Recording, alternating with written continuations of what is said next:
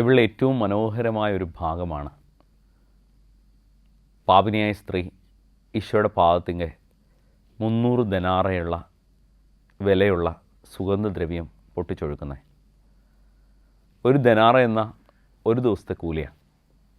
1000 രൂപ വെച്ച് കൂട്ടിയ 300 ദനാറ എന്ന് പറഞ്ഞാൽ 3 ലക്ഷം രൂപയാണ്.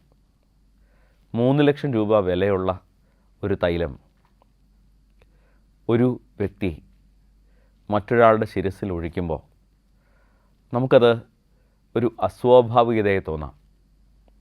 യേശുവിനെപ്പോലെ ഒരാൾ അത് തടയേണ്ടതാണ്. തടഞ്ഞിട്ട് പറയണം, മോളെ ബാക്കിയെങ്കിലും വിറ്റിട്ട് വീട് വെച്ച് കൊടുക്കുക. പക്ഷേ അവനത് തടയുന്നില്ല. പാഴാക്കാൻ അവൻ അനുവദിക്കുക. നമ്മൾ ഓർക്കേണ്ട കാര്യം ഇതാണ്. ഈശോയുടെ പാദത്തിങ്ങ് പൊട്ടിച്ചൊഴിക്കുന്നതൊക്കെ സ്വർഗത്തിന് വിലപ്പെട്ടതാണ്.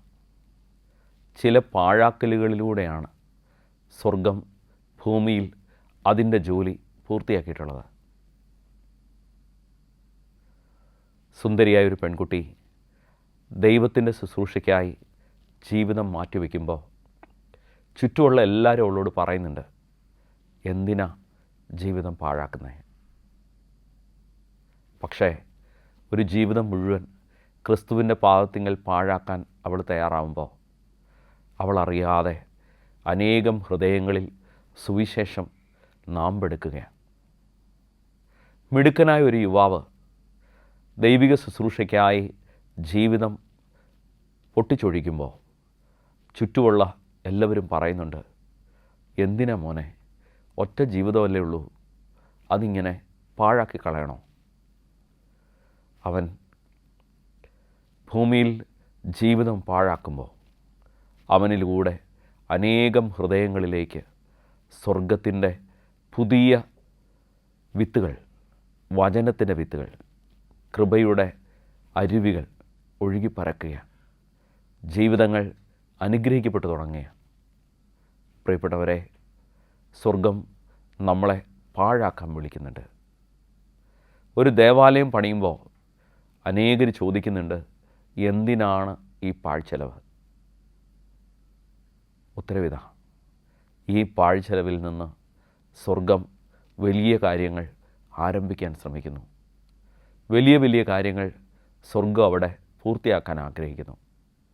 പ്രിയപ്പെട്ടവരെ, ചില പാഴ്ചെലവുകളിലൂടെ ഹൃദയങ്ങളിലേക്ക്, തലമുറകളിലേക്ക്, ദേശങ്ങളിലേക്ക് കൃപയുടെ വഴിത്താരകൾ അവൻ ഒഴുക്കുന്നുണ്ട്. കൊർണേലിയൂസിൻ്റെ അടുത്ത് മാലാഖ ചെന്നിട്ട് ഇങ്ങനെ പറയുക, നീ തുകൽപ്പണിക്കാരനായ ശിമയോൻ്റെ വീട്ടിൽ ചെല്ല്, അവിടെ കേപ്പ വന്ന് നിന്നോട് സംസാരിക്കും. പത്രോസിൻ്റെ അരികെ മാലാഖ വന്നിട്ട് പറയാണ്, നീ തുകൽപ്പണിക്കാരനായ ശിമയോൻ്റെ വീട്ടിൽ ചെല്ല്, അവിടെ കൊർണേലിയൂസ് എന്നൊരാൾ വരും, നീ അവനോട് സംസാരിക്കുക, വചനം പറയാം. ഈ മാലാഖയ്ക്ക് സുവിശേഷം നേരിട്ട് പറഞ്ഞാൽ പോരെ? ഇല്ല. സുവിശേഷം പറയേണ്ടത് മാലാഖമാരല്ല. സുവിശേഷം പറയേണ്ടത് വീണും എഴുന്നേറ്റും പ്രലോഭിപ്പിക്കപ്പെട്ടും ദൈവസന്നിധിയിൽ ചരിച്ചും ജീവിതം അവൻ്റെ പാദത്തിങ്കൽ പൊട്ടിച്ചൊഴിക്കാൻ തയ്യാറാകുന്ന സാധാരണ മനുഷ്യരാണ്. അവരിലൂടെ മാത്രമേ ഭൂമിയുടെ അതിർത്തിയിൽ വരെ സുവിശേഷം എത്തുകയുള്ളൂ. പ്രിയപ്പെട്ടവരെ, ഈ നോമ്പുകാലത്ത് ചിലതൊക്കെ പാഴാക്കണം എന്ന സത്യം നമുക്കൊന്ന് ഓർമ്മിച്ച് വെക്കാം. എൻ്റെ വിശപ്പിനോട്, എൻ്റെ ചില ക്യൂരിയോസിറ്റികളോട്, എൻ്റെ ചില സ്വപ്നങ്ങളോട്, എൻ്റെ ബക്കറ്റ് ലിസ്റ്റിലെ ചില ഐറ്റങ്ങളോട് ഞാനൊന്ന് പാഴാക്കാൻ അനുവദിച്ചാൽ മാത്രമേ എന്നിലൂടെ സുവിശേഷം അനേകരിലേക്ക് ഒഴുകിപ്പരക്കത്തുള്ളൂ. ദൈവം അതിന് നിങ്ങളെ ഉപയോഗിക്കട്ടെ, നമ്മെ ഉപയോഗിക്കട്ടെ. God bless you.